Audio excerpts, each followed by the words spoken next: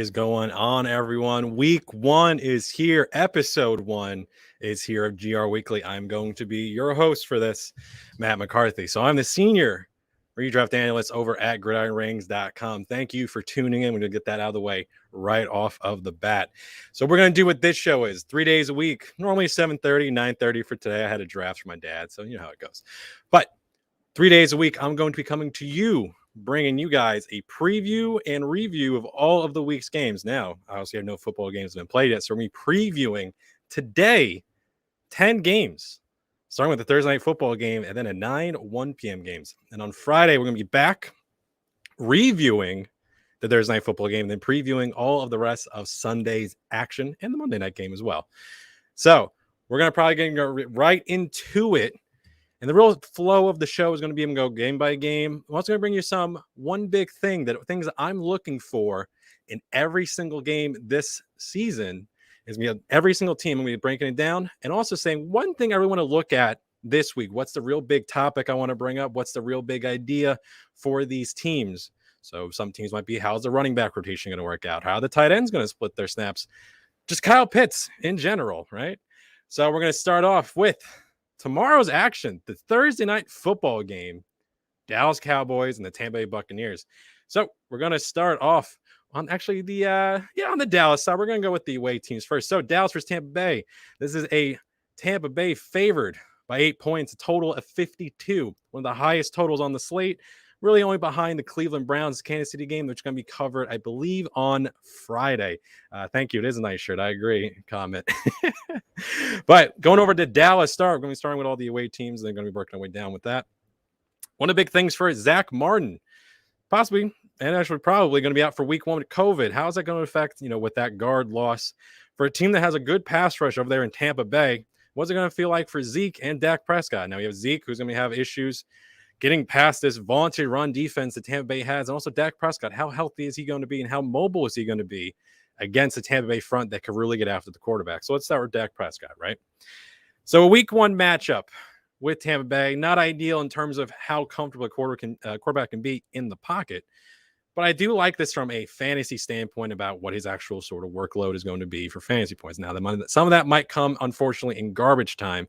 But let's think about the Dallas Cowboys. Now, unfortunately, their season really kind of went off the rails after Dak Prescott was injured in that week 6 game. But in 4 of the 5 games that Dak started and finished last season, this was a real offensive juggernaut, and they were a real fast-paced, multiple big play sort of team.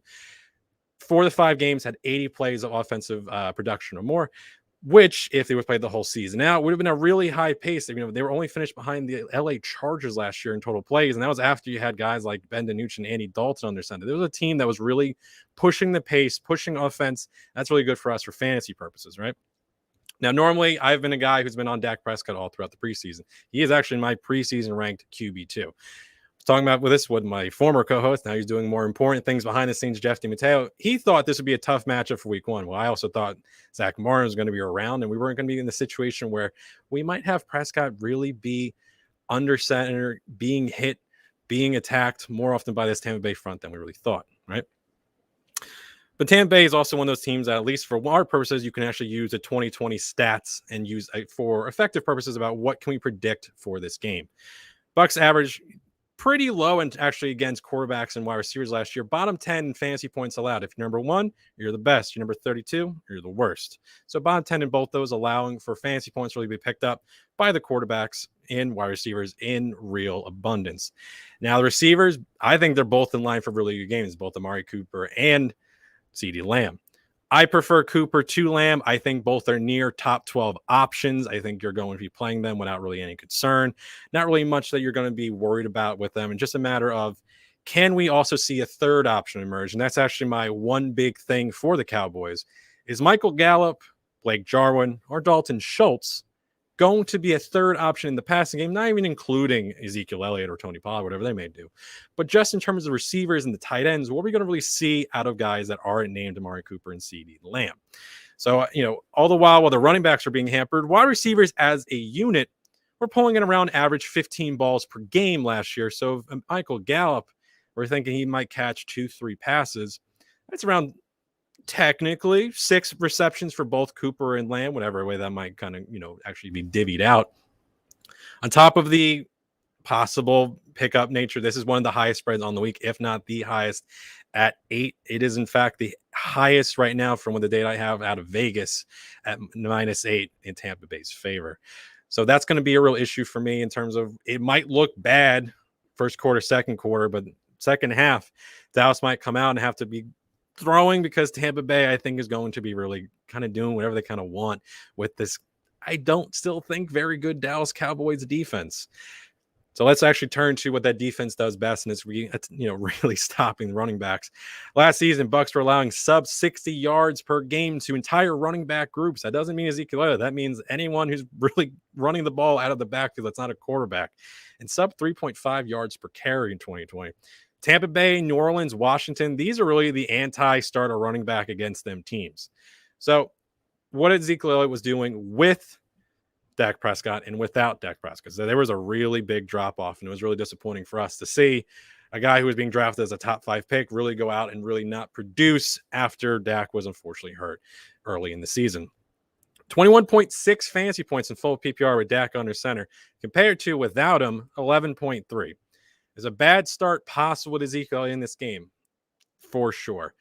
Am I still ranking him as a top 12 option? I currently am. Is there going to be a start your stud sort of situation? Well, this is going to be one of those guys where we're looking at it. It's like, yep, this is a start your stud. Total possibility. Currently my RB 11 on the week. Right behind him, James Robinson. Right ahead of him right now is Austin Eckler. And that's a player we're going to have to talk about a little bit later because there's some injury concerns we might have with Austin Eckler. And it is Wednesday, so we'll possibly get more information. But we'll cover that when we get to the Chargers game.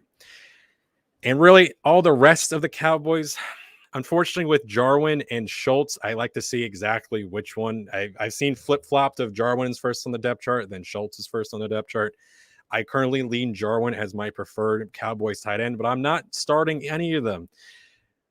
And then in terms of the DST and Zerline, no, you can start him as a kicker. DST, you don't think you're ever going to be starting the Dallas Cowboys defense. So that moves us on to Tampa Bay Buccaneers. And we got a lot of teams and a lot of games to cover today.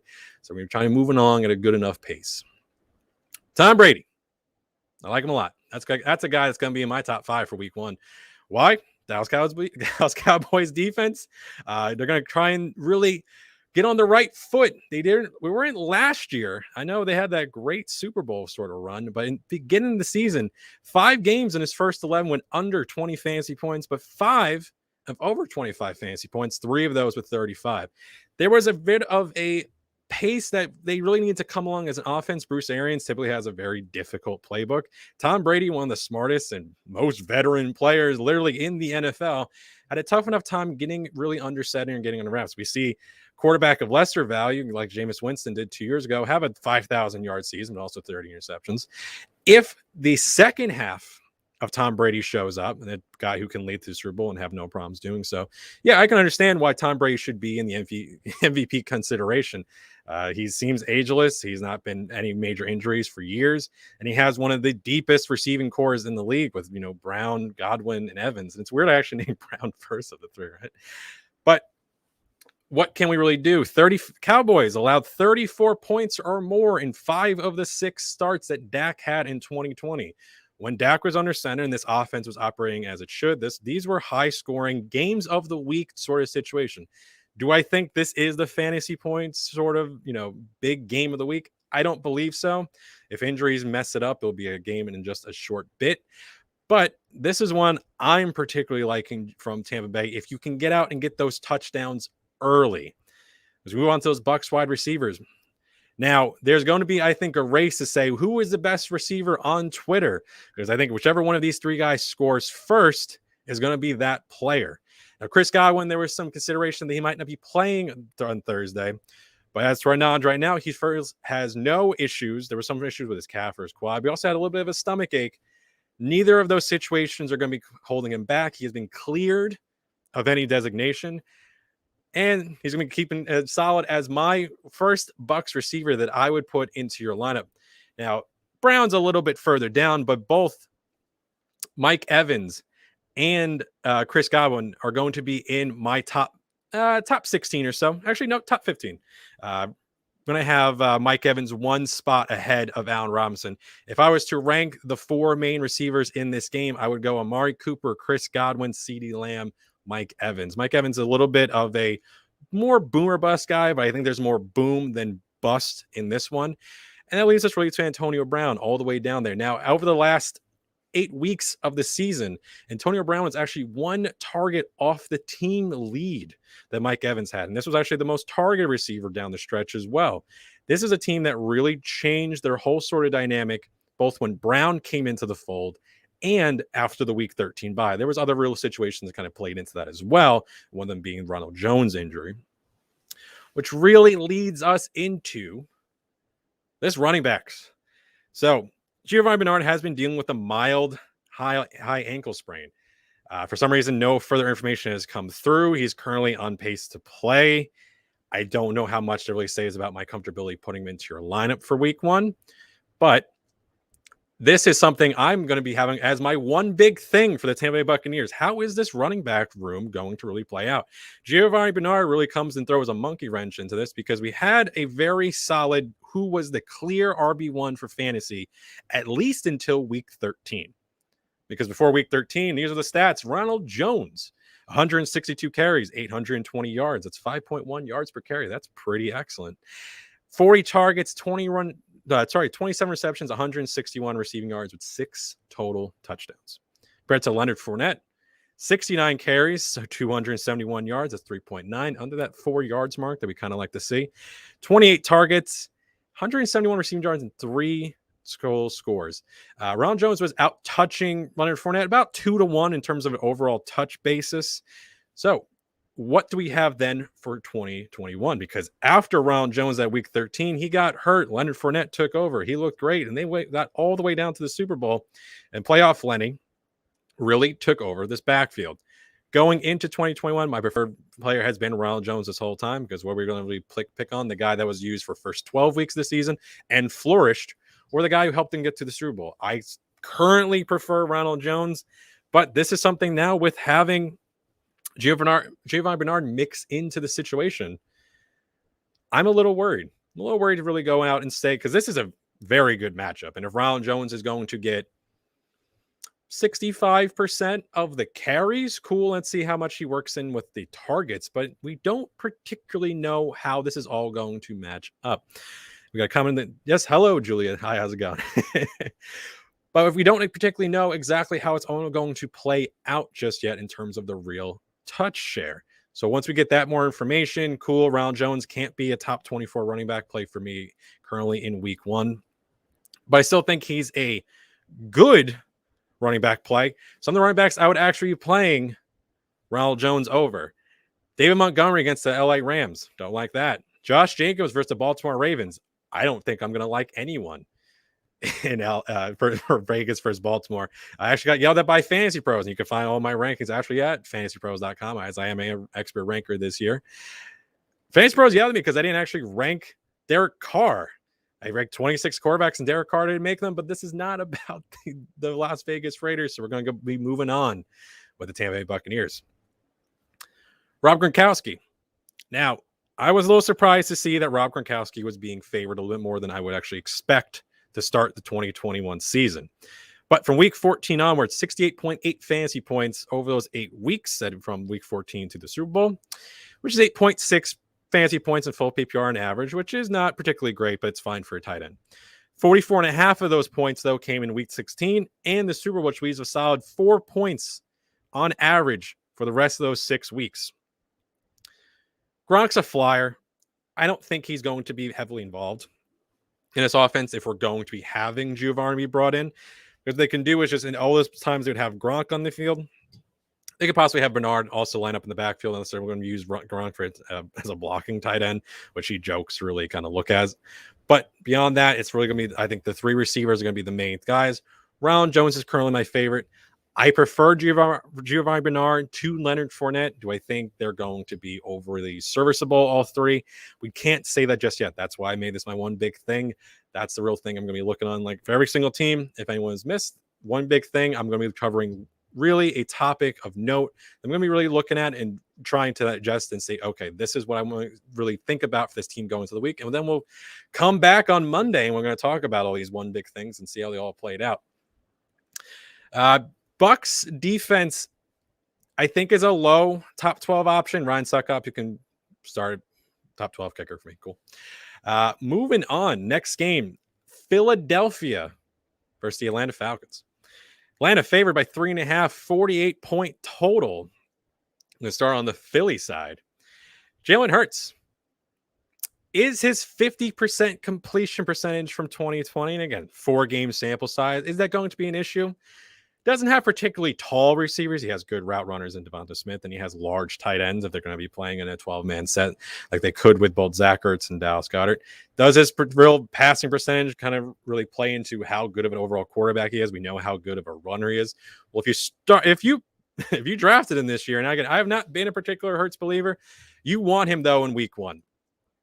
Jalen Hurts is going to be probably, might be one of the highest I have him ranked. And it's really a consideration between guys like Josh Allen. Josh Allen against Pittsburgh, I'm currently not favoring that game at all. Jalen Hurts, I'm actually going to have ahead of him. Jalen Hurts would be my quarterback 8 on the week. I'd start him ahead of Josh Allen in a game that I think is going to be a kind of a fantasy dud. But I think this is going to be one of the more fantasy inside the dome, having Jalen Hurts possibly run wild. The Atlanta Falcons not very good defensively at all, unfortunately. But if this is a soft matchup you kind of want to see in week 1, if you are a Jalen Hurts believer, I like to see what they can kind of do and try and take off from there with him under center. I don't particularly think this team is going to be very good for the NFL standpoint. I think 5 wins is probably a pretty favorable sort of designation for them. But I do like this team from a fantasy standpoint if they're going to be having, you play 4 games in that NFC East, also Washington, but this is this first game here against Atlanta in the Dome. I do like this right out of the gate for him and a few of these players. Miles Sanders, I think, was a player that really suffered from injuries last year, not only to him, but to the offensive line and to the team as a whole. Since I think this is a sneaky sort of game, he is the last running back currently in my rankings, which would be around running back 15, 16, 17. Guys with like Gus Edwards, Raheem Mostert, that I have very good confidence in turning out good RB2 type numbers, because Mike Davis right behind him, I do like, as I am a Mike Davis guy, was the Wayne Gallman stuff. And actually we'll push it off to the Atlanta stuff. I'm just to say Miles Sanders, I think, is a guy that I have confidence in, where confidence has not really been there for him through the offseason. A lot of people kind of overlook him, myself included. But I think, again, Atlanta week 1, can this even be a bet? If there was a later on the season, we kind of knew exactly what this Philadelphia Eagles offense was going to be. I think this could be a higher rating. Week 1, we're really not trying to push the envelope too much. And Miles Sanders is a guy, if you prefer him over, like Saquon Barkley or Ezekiel Elliott, I think that's really pushing even those guys in terrible matchups. But Miles Sanders, I think if you have him, you're starting him with good confidence. Moving on to the Eagles receivers. I'm particularly not comfortable with starting either of them in week 1. They're not being drafted to be thought of as reliable starters in week 1. I like to see first how Jalen Hurts actually looks as a passer. Smith over Rager is my preference. Smith still a wide receiver 4 at best. Not really too much else to talk about right there. I like to see what he looks like as his week 1 as an NFL player, Devonta Smith, but that's really kind of the long and short of it. I'm not going to really push too many things unless we have to. We also got 10 games to cover, so I'm going to move on. Now, the Eagles tight ends. This is one big thing. I want to see how these double tight end sets are going to be. Are they going to play both of them? They're going to play one in preference to the other. Zach Ertz, just a few years ago, this is a guy that had a ton of receptions. He gets hurt last year, and it's, okay, now Dallas Goedert is taking over.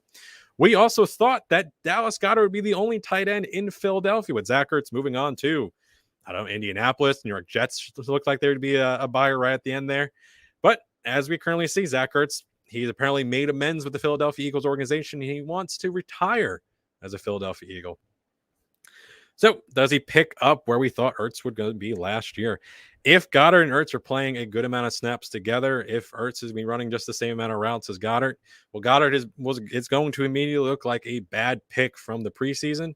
And Zach Ertz is going to be like one of the more tight end values because he was going either undrafted or going in the tight end 15 or worse. And tight end is such a crapshoot that if you have a 50-50 chance of the last two seasons, half of the past 2 years allotment of tight ends that were taken as top 12 options have bust. So if you have a guy like Zach Ertz, which you pretty much can get for free right now, I don't actually mind him as a late pickup. If you're a guy who waited on tight end in your league and you like, I don't really like Hunter Henry, you're like, I don't really like Logan Thomas. No, Logan Thomas was going early, not going to be started on Logan Thomas. But if you're a guy who doesn't like his tight ends, I would take a look on Zach Ertz. Goddard's going to be a top 12 option for me. Zach Ertz just outside of it. That's more of a age over beauty sort of situation, but it could be much closer that those guys are going to be back to back, or, unless one of them really comes out and dominates over the other. Really just something to look for those Eagles tight ends going forward. Neither the DST or the kicker are currently top 12 for me. Atlanta Falcons side. Matt Ryan. This is going to be the one quarterback that I currently have ranked inside my top 12 that was not drafted to be a top 12 from the preseason. There might be a second one moving out. The one that's currently not in my top 12, the spoilers, is Matthew Stafford. The second one, though, might be Justin Herbert. We're going to get to that in a little bit. But this is going to be a real daunting task to see what does Matt Ryan look like without Julio Jones. The buddy cop scenario has been ended, but luckily for Matt Ryan, he kind of just keeps lucking out with his number one receiver. He goes from Roddy White to Julio Jones to now Calvin Ridley. And he's going to need to rely on Calvin Ridley possibly a little more than he used to. Well, mostly because he was not a very good offensive producer last year. Only 8 games of a total 16 did he throw multiple passing touchdowns. I'd like to say a possible bold take. I don't really like projecting touchdowns, but let's hope. We got 2 scores out of Matt Ryan in week 1. I like him as a top 12 option. Moving on to the Atlanta running backs. The argument against Mike Davis. Now, again, I am the Mike Davis guy. I am his top 20 option in the preseason. I've been really banging the drum. The argument has been, how much work is he going to get carrying the ball? How much work is he going to get at the goal line? Because the thing that made Mike Davis a good fantasy player, a guy with 1,100 total yards last season, well, that's a guy who can catch passes. Is this offense going to feature him as such? I don't believe they would even keep him if they didn't want to use him as such. Wayne Gallman, I think, is a better player than Quadri Olison, but he still fits that whole slam into the offensive line role that has not been very productive for fantasy. Play like him, Wayne Gallman, yes, congratulations if you picked him up in waivers after the pickup and release of Quadri Olison. I would not like to start Wayne Gallman. You can say he's better than Mike Davis. He can be a much better runner than Mike Davis is. Mike Davis is not a good rusher. He's a good pass catcher. And in full PPR, which is going to be the default settings for this podcast, Mike Davis is my preferred running back, having as a top 20 option. I don't like the Eagles having running backs against that Eagles run defense. Fully healthy, and it looks like they are right now. But I still like to say that this is, again, one of the sneakier options for what the Atlanta Falcons are going to be doing with these running backs. And I think there's going to be a big telling situation as how this whole backfield is really going to play out. This is a very big game because if Davis is used the proper way and this game goes the offensive sort of scheming I'm thinking it's going to, which is leaning towards a heavier point total than this 48 point total is implying, I'm going to be pretty happy with this one. Over to the Atlanta wide receivers. Calvin Ridley, top 5. He should be until he isn't. Not really too much to say about him. If you have him, congratulations. You're going to have yourself a great wide receiver this year. That's a guy who can have like 200 targets, and that might even be too low. But the one we need to really talk about more is Russell Gage. Russell Gage was a little bit forgotten in the offseason between him and Pitts and Hurst. Who's going to be like the second guy? Obviously a lot of people think it's going to be Kyle Pitts because of the 4th overall draft spot and how dynamic a tight end he can really be. But Russell Gage, that week 1, he had 114 yards. Fantastic sort of showing. And then he completely disappears for the rest of the season. Only 2 games over 70 yards. I think both came in the last month. But he played the second most receiver snaps outside of Calvin Ridley. If Olamide Zaccheaus is going to be taking his spot, he would have done so by now. We would have kind of had some warning to it. But currently, I'm expecting we're going to have Ridley on one side, Russell Gage another. Do they want to play a third receiver? Cool. I would expect them to play a lot of 12-man with this and have Hayden Hurst and Kyle Pitts. And my one big thing for the Atlanta Falcons is Kyle Pitts. And man, am I purely hoping for a 5 for 35 game from Kyle Pitts. Why? Because then no one gets to have a victory lap. And that's purely it. I don't want to say people saying, oh, Kyle Pitts has been a terrible pick all season. And oh, Kyle Pitts is going to have the best tight end season of all time. And if he was to do so, even with 11 touchdowns or break all the records, he still would have been like wide receiver 15. If you haven't break the receiving record, the reception record, and the touchdown record for a tight end in their rookie year, he still would have been about 230 something points, which is wide receiver 15 from last season, which is about Mari Cooper. But that's neither here nor there, right? What I want to see is, what are these two players going to look like? Are they going to be playing on the field together? Is one going to be blocking more often than the other? Are they going to have Kyle Pitts line out as a wide receiver? Are they going to have him do some crazy stuff in the backfield? Like, but he could be the most dynamic and most prolific athlete that the position has seen since possibly Rob Gronkowski or Tony Gonzalez, or any of these guys, right? Kyle Pitts, currently a top 5 option for me. We got guys like TJ Hawkinson playing the San Francisco 49ers, and I would not start him over him. But, if you have Kyle Pitts, congratulations. You're possibly in line for a big week, but I'm personally not rooting for it, but not a dud either. I just don't want to hear about it on Twitter. Atlanta defense, that's a nope. Younghoe Koo, that's a yep. Moving on. New York Jets. Where's the Carolina Panthers? Carolina favored by 5 is a 45 over under. The revenge game. But we're going to actually start with the New York Jets. Zach Wilson. Not starting Zach Wilson, but I want to see how comfortable he is going to be in the regular season. Him and Mac Jones really surprised me in the preseason, how comfortable in the pocket, how comfortable trying to play at the NFL level, even though it is going to be a real preseason sort of, matchup there going, let's see what he looks like actually in the regular season, right? But it's Army 1 QB leagues. Jamison Crowder is also sidelined actually with COVID as well. I don't want to miss that, because that's going to be playing into our receivers in a little bit. And our one big thing is going to be really, is Zach Wilson legit, and kind of is Corey Davis legit as well. Kind of a split one, but it's going to be kind of hand in hand. Does he favor Davis like he did in the one game they really showed up? But moving on to the New York running backs.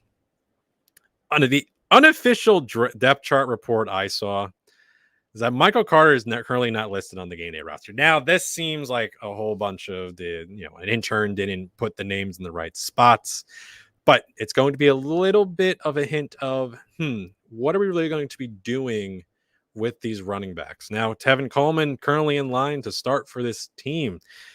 Ty Johnson currently in line to be the second guy, and is the Michael Pirine mix in? What are they going to do with on special teams? And Michael Carter at one point is going to take over this backfield. There, you have a natural draft sort of flow of, you have Zach Wilson, the quarterback of the future. You have Elijah Moore, your receiver of the future, and maybe Denzel Mims will mix into that as well. Who knows? And then you have Michael Carter, the 5th round pick out of UNC, to possibly be your guy at running back. But Tevin Coleman is also not being able to stay healthy. Is he going to be getting the amount of work that he normally wouldn't be useful for?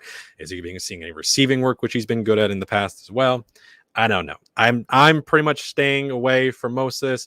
The most Tevin Coleman is in flex territory, but I don't particularly recommend it. I just want to make a quick note just to see exactly where I have Tevin Coleman ranked, just so I don't have him too high. Yeah, I'm going to have I'm 31 right now. With Gio Bernard with the injury, I think I'd rather start Coleman than Bernard, but we're looking in the 30s here. You'd probably want to start a receiver over those guys anyway.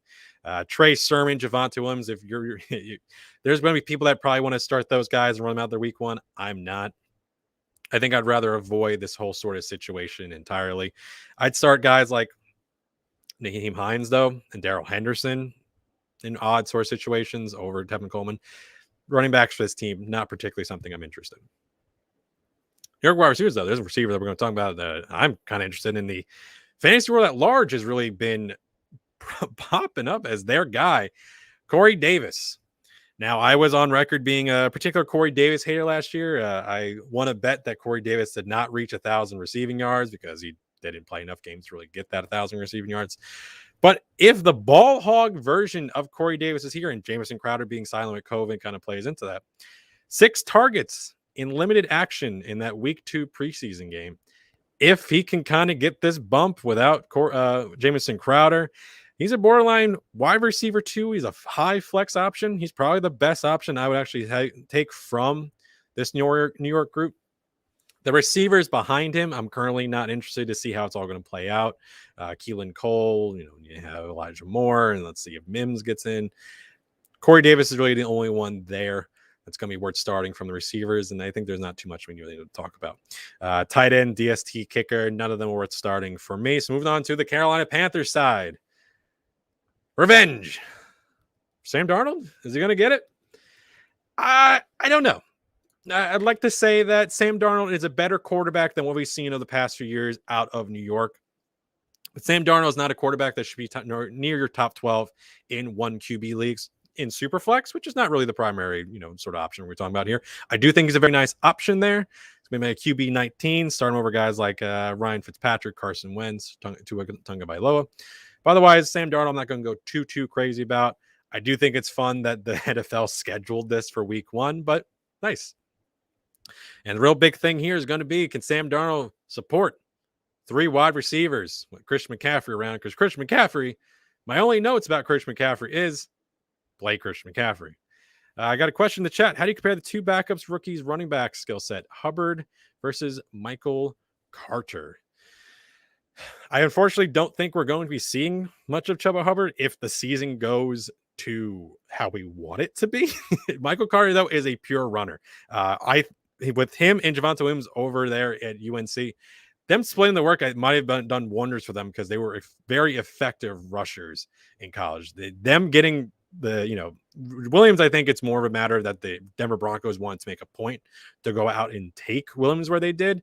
But Michael Carter, I think, at a certain point, has the skill set to really be an all-downs runner if the Jets really want him to be. Chuba Hubbard, I don't really know if we're ever going to see it. 2 years ago in 2019, Chris McCaffrey played around 1,100 running back snaps, which is obscene numbers considering the most last year was like around 770 for Ezekiel Elliott.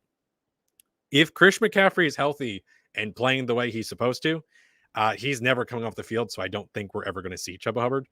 So that's really more of a dynasty thing. This is more a redraft show, and so good question, but unfortunately, this is not the right place for it because we want to just see Chris McCaffrey all day, every day.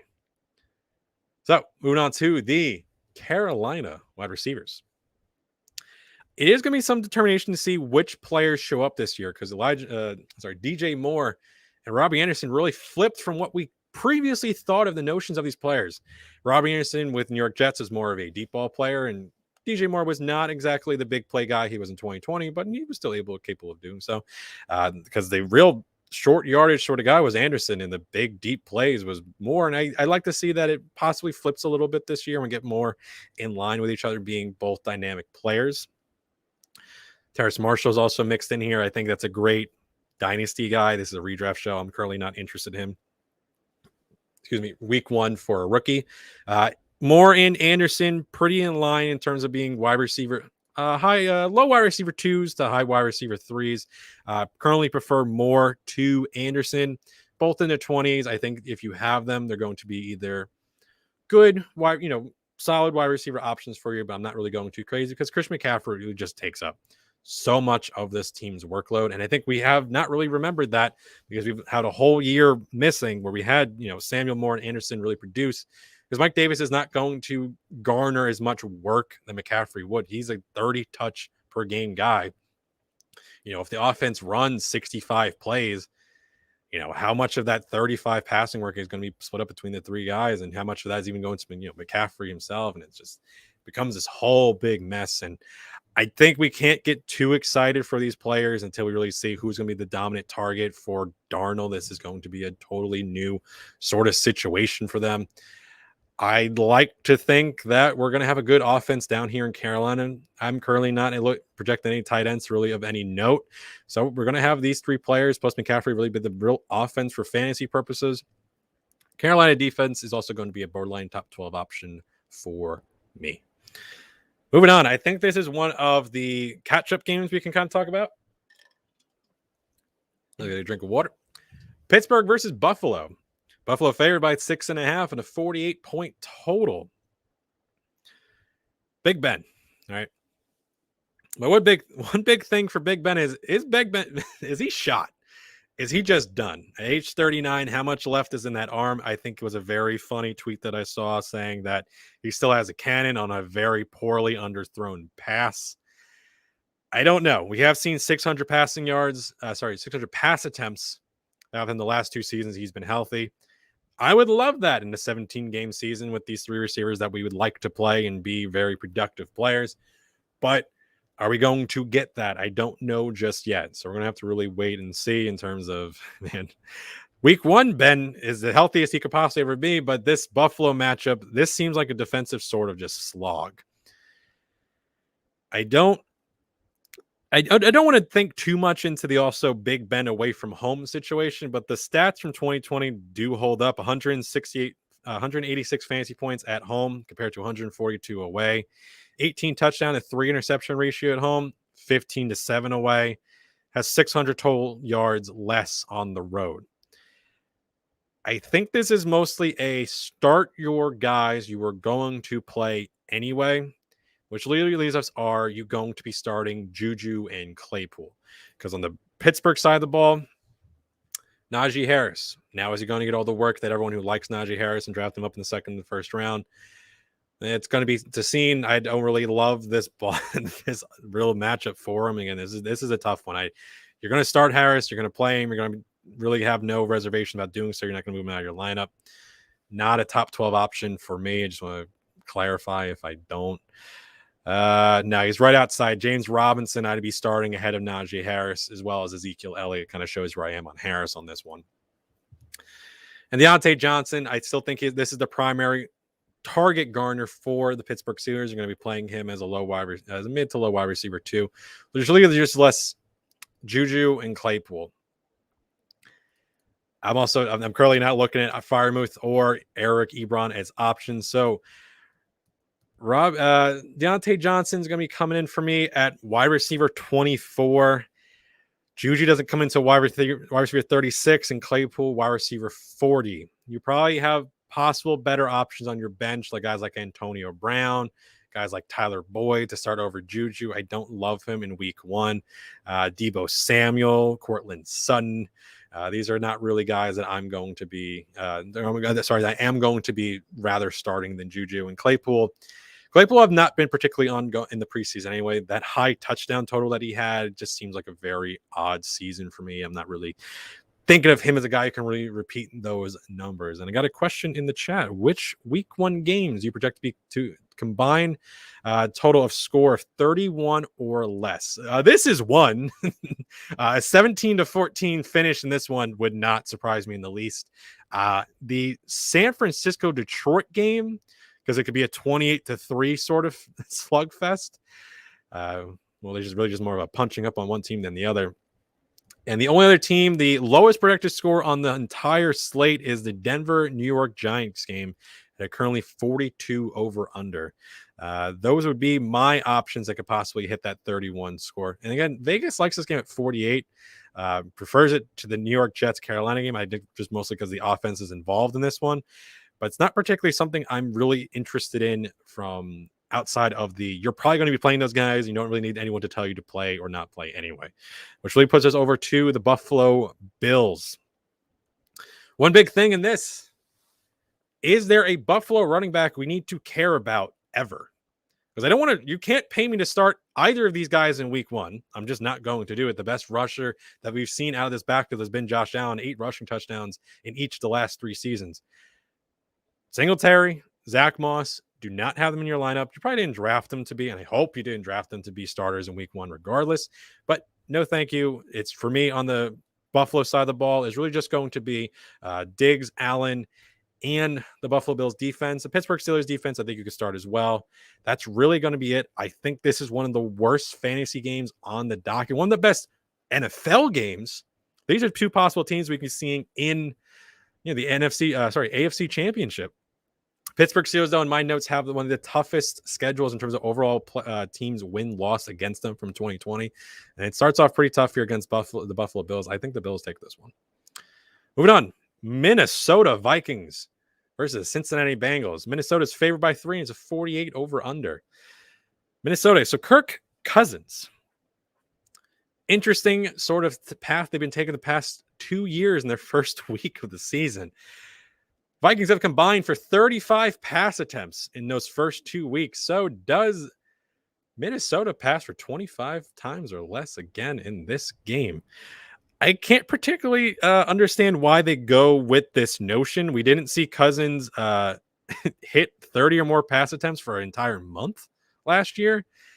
I believe that Cincinnati can keep this one interesting enough that they're going to have to do that. I think Cousins is actually a nice, I missed on quarterback, so I need to play some guy this week. Kirk Cousins will be in there. I think he's a good to very good super flex option as well. But it's going to be very odd for me about really this entire season is how often is Minnesota going to be passing? How efficient are they going to be? Because this was not a team that was very high in total plays, but they were amazing in the red zone and they were great in team yards. So team yards average last year of 393, which is third in the league. And they had a 71.19% red zone touchdown conversion, which was one of the highest. I think it was like sixth highest in the league. But they had the 19th most plays ran per game. So what that really speaks to me is this team is scoring on big plays, which we saw out of Justin Jefferson, who was having a big play seemingly every single week. And Dalvin Cook was just scoring a ton of touchdowns in red zone. And Adam Thielen as well, 14 total scores for him. This was a team that was just scoring a ton and having big plays all over the place, but they weren't really doing it in terms of overall, accountable to a year-to-year sort of measure. I'd like to think that you're really happy to start Justin Jefferson and Adam Thielen in week one, but I just kind of really want to talk about them real quick about what is Justin Jefferson going to be in the 2021 season. We all know about his insane rookie starting season, right? But it was very curious to see that he was bringing in a catch of 20 plus yards on almost every 5 targets. That's crazy to me. Then on the other hand, it's going to be about the touchdowns with him. Hauls in 14 receptions last year for scores. Those 14 scores account for 36% of his total fantasy points in full PPR in 2020.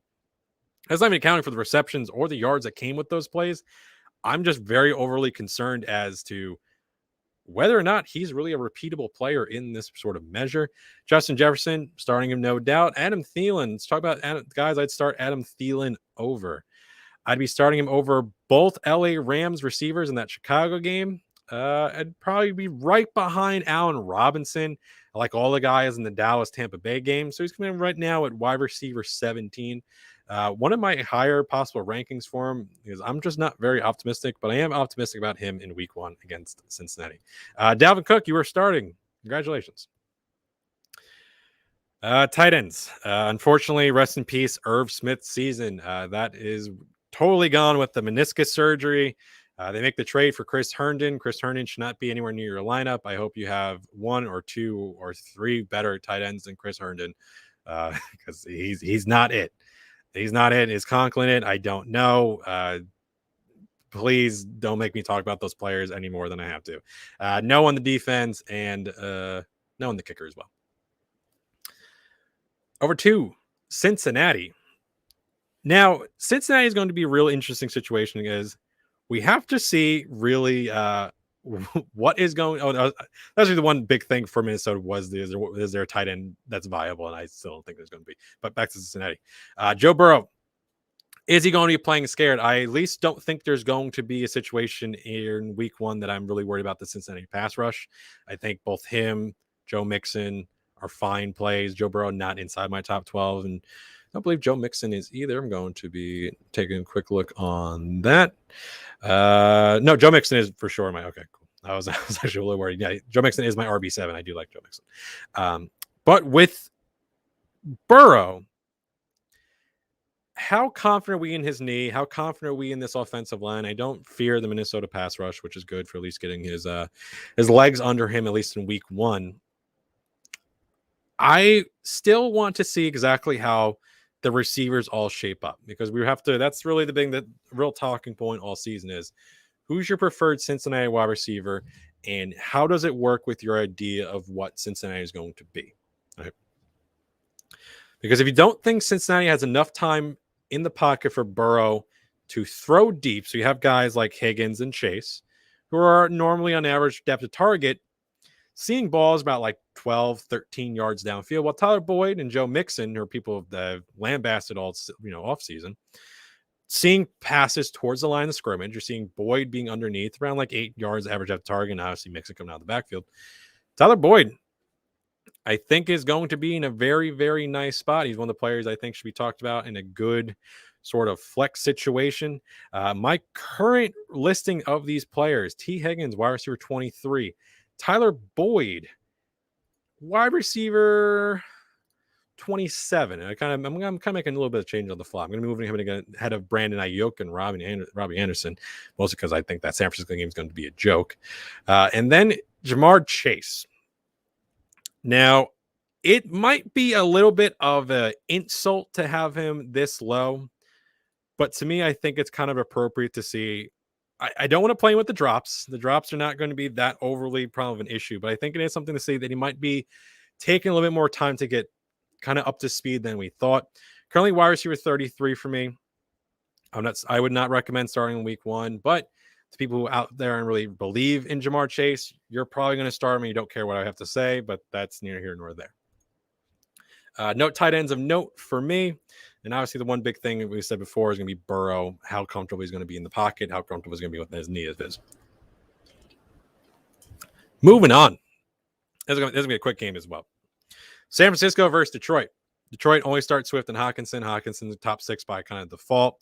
Swift, at least with him, it's going to be a situation where I hope the receptions kind of matter enough for him to be good enough to really play in fantasy in week 1, because San Francisco, this just seems like a death matchup for them.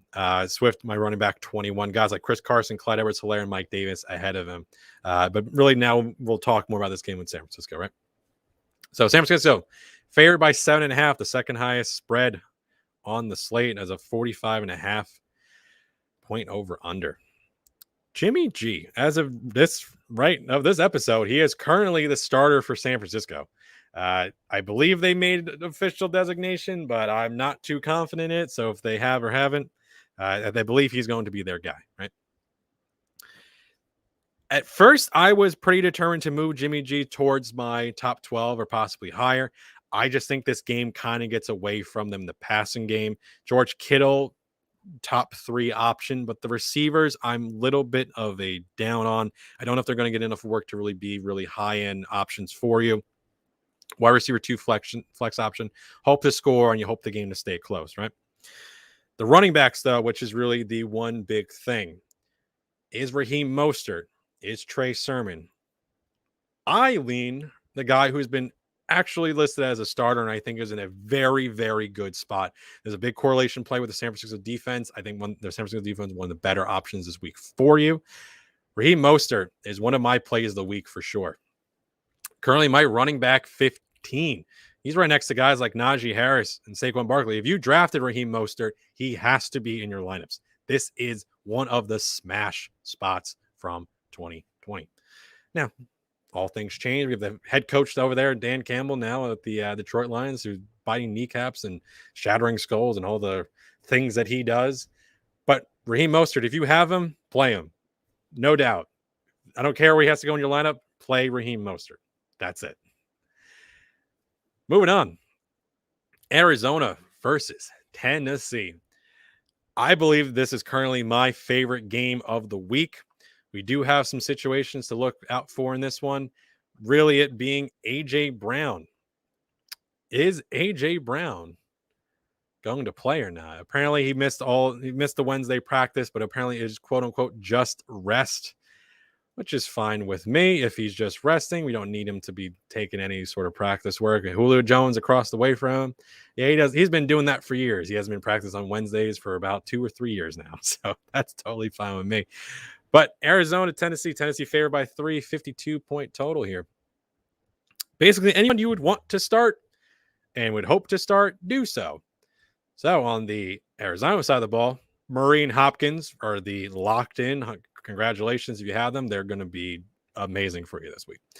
Chase Edmonds and James Conner. I prefer Edmonds to Conner straight up. Still another situation to be what is going to be their sort of real running back sort of roles? Is it going to be like that we saw in 2020? Is James Conner be taking more of the passing work? Is Chase Edmonds going to be taking some of the rushing work? Can't really say for now, but just a straight up points per game sort of situation. I've been leading Edmonds over Conner all year, although I've been liking Conner where you even draft him in your preseason. The one big thing for the Arizona Cardinals is going to be who's going to be the next man up in the receiving group. Rondale Moore, AJ Green, Christian Kirk. These are all players that we've kind of thought about in one light or another. Rondale Moore, the rookie, AJ Green, the veteran, we haven't seen be good in like 5 years. Christian Kirk has never been just really able to get it together as a second option. None of these guys are going to be in your radar to start in redraft. Rondale Moore on the GR Off the Grid show, my buddy John June thinks he's a guy that you should be picking up right now and stashing on your bench if Rondale Moore is actually going to be the second option for him. It's going to be a fun thing if they can have Kyle Murray throw deep and you have Rondale Moore, the speedster that is, really catch up and get it. If they do those sort of things and it's successful, cool. Yeah, we're going to be looking at Rondale Moore as a real solid option for you, possibly sooner rather than later, but it's still be seeing really what's going to be the real ins and outs of that whole sort of scenario. Tennessee. On paper, this is one of the hardest teams, I think, to cover in the NFL. You have a true alpha on one side, AJ Brown. You have a true alpha on the other side, and Julio Jones. They're both healthy, and they're both great. Cool. Ryan Tannehill is one of my starts of the week at quarterback. Big fan of Tannehill. The only quarterbacks that I'd be starting ahead of Ryan Tannehill in week 1 will be Patrick Mahomes, Kyler Murray, Lamar Jackson, Aaron Rodgers, and Tom Brady. Ryan Tannehill, my quarterback 6. Out of guys like Dak Prescott, who I have loved all through the preseason. This is an amazing matchup. If you have any of the big 4, good. This is the one. Derrick Henry is my RB2. Julio Jones and AJ Brown are both in my top 12. The real one big thing here is there going to be another guy that pops up. Is it going to be Anthony Fercher or is it going to be Josh Reynolds? I think if you're going to have these guys in the field, someone else has got to be out there with them. I think they're going to be kind of unnoticed by the opposing defenses. I think there's going to be possible sneaky touchdown opportunities. If it ends up being Anthony Fercher, who I hope is the next best option of these receiving group, Fercher then becomes an interesting sort of tight end option because we're really looking for tight ends who can score touchdowns because they're not going to be catching a lot of receptions. So you're out of 4 or 5 guys, and even that might be too many. So Anthony Fercher, I think, is a guy to keep on your radar, put on stash on your bench if you have a deep bench and you're looking for another tight end help. Not someone I think we should recommend as a top 12 option in week 1. I think that's a little too cute, but it's a guy I think we should probably keep on your radar just in case he actually scores because we're looking for guys who can score. Few of these games are we got 1, 2, 3 games left.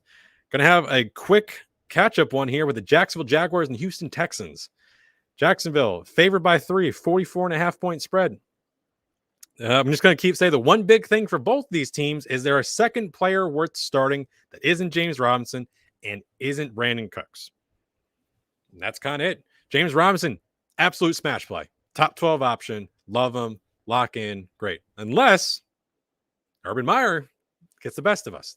Because any single touch that Carlos Hyde gets in this game is going to feel like a dagger to the heart. Because I just really want this to be James Robinson week, and it'd be great for all of us in fantasy land, especially after we lost Travis Etienne to the season to the Liz Frank injury. But tops of really the rest of the Jaguars, for me, this is the real reason. So Trevor Lawrence has looked up and down through the preseason. This receiving core has been a fantasy headache all through 2020 that I expect to carry over to 2021. Currently, I lean Chenault as my favorite of the 3 in the wide receiver 30 range.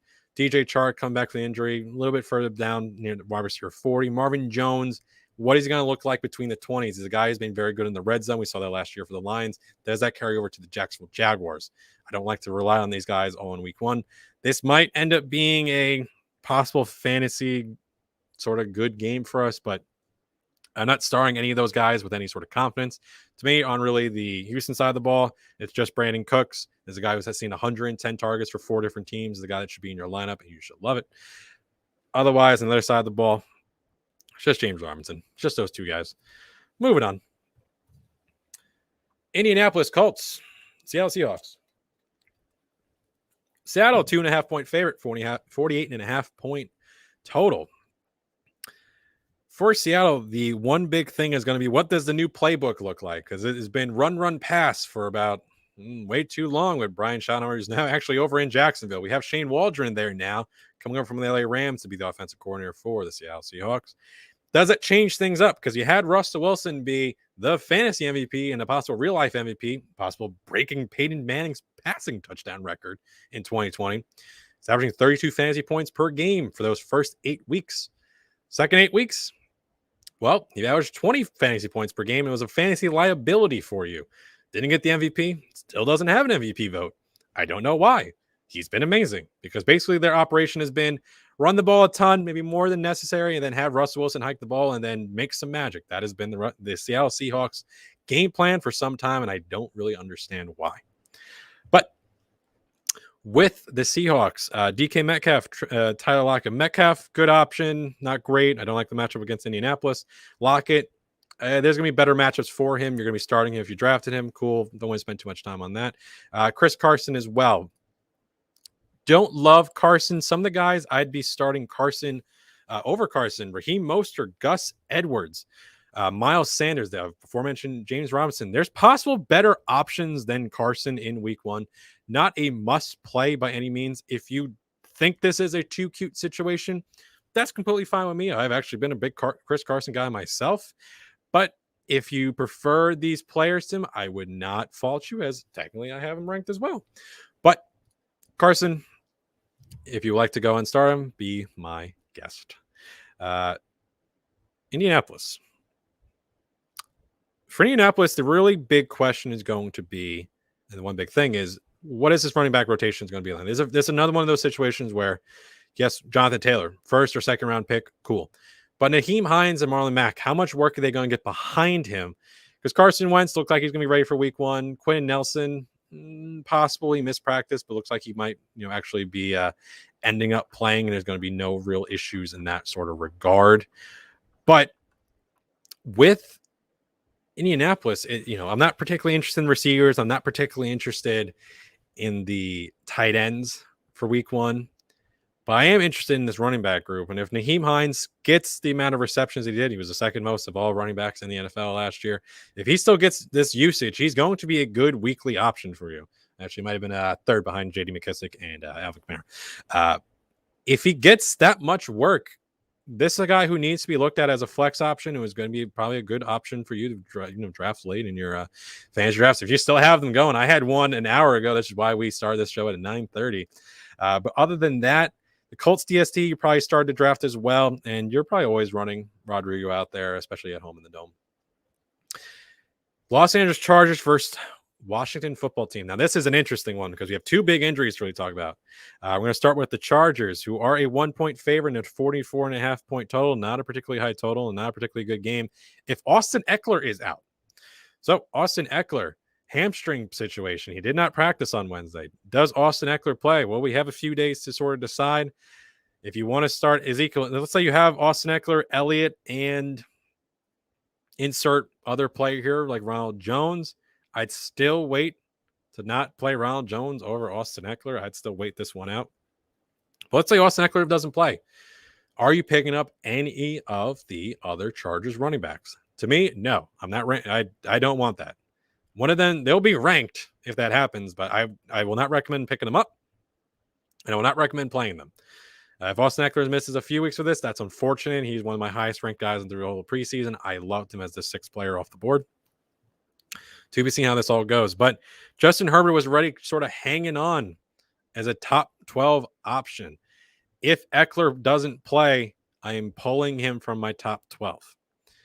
If he doesn't play, Keenan Allen, how does he get affected? Well, I think this overall offense gets a little bit worse. I still think one good thing about Austin Eckler and Keenan Allen against a very, very tough Washington front, which is going to possibly wreak havoc on one of the worst offensive lines and hopefully getting better in the 2021 season. The one thing they do is they catch a lot of passes. In full PPR, you can still have a good day if you have 7 catches and 40 yards. So let's see how this really all plays out for them. But if Eckler doesn't play in this one, this becomes one of the worst games up there with, I believe, Pittsburgh, Buffalo for in total of fantasy points sort of situation. Jacksonville, Houston's down there as well, but we expect that game to be bad. Otherwise, Mike Williams, I particularly don't want to start in week 1. Same thing with Jared Cook. It's really just going to be Eckler, Herbert, and Keenan Allen if they play. I'm not fond of this matchup against Washington. This is a very, very tough defense. And if Eckler doesn't play, you're starting Keenan Allen and you're possibly starting Justin Herbert still, but you're not doing with as much confidence as you would if Eckler played.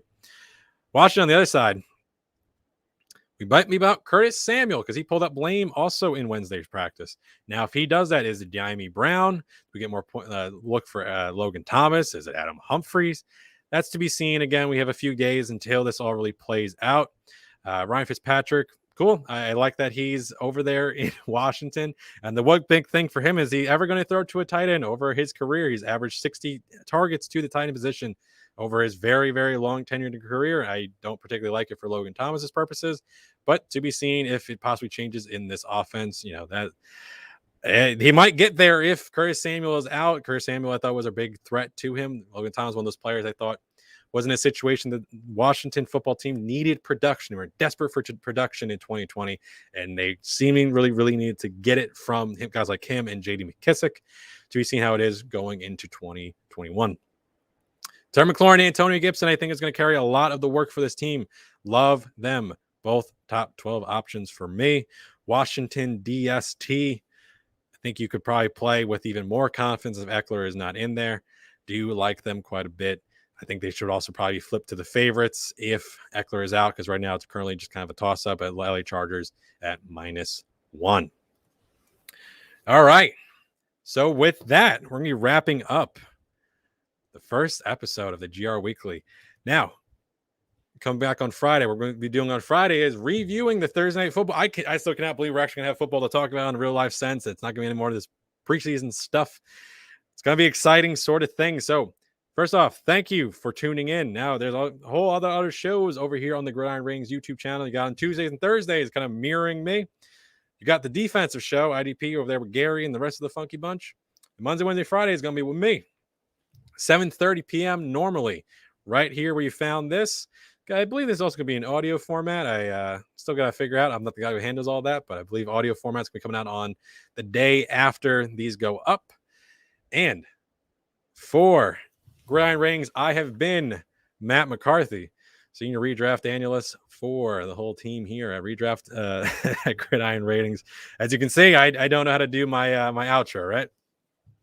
But thank you. If it's the first time or the last time you join us, I thank you for sharing this time with me at Gridiron Ratings. See you in the next one. Bye.